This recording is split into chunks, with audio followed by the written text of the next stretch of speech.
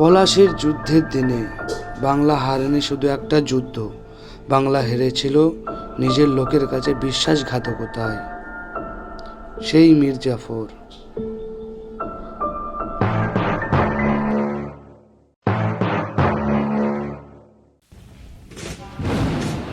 সালটি ছিল 1757।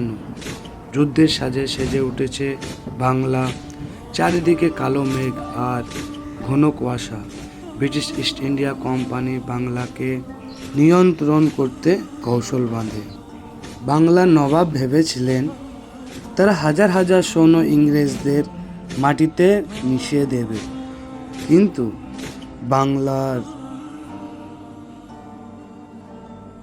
যে গাদ্দারের অবস্থান মীর জাফর, সেটা তিনি করতে দেননি।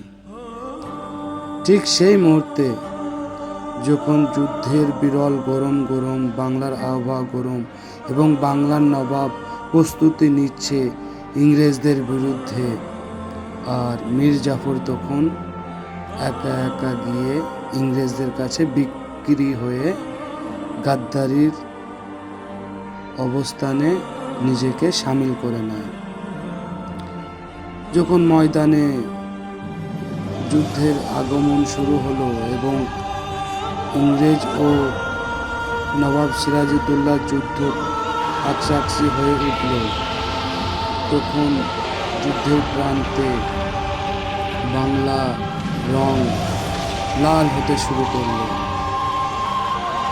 কিন্তু একদিকে মীর জাফরের সৈন্য দাঁড়িয়ে দেখছিল, আর আমাদের বাংলার নবাব বাংলাকে ইংরেজের হাতে সঁপে দিল। তারপর ব্রিটিশ ইস্ট ইন্ডিয়া কোম্পানি বাংলাতে 200 বছরের রাজত্ব কায়েম করল। ইতিহাস আজও বলে, বাইরের শত্রু থেকে ভিতরের গাদ্দার অনেক বেশি ভয়ঙ্কর। Take care.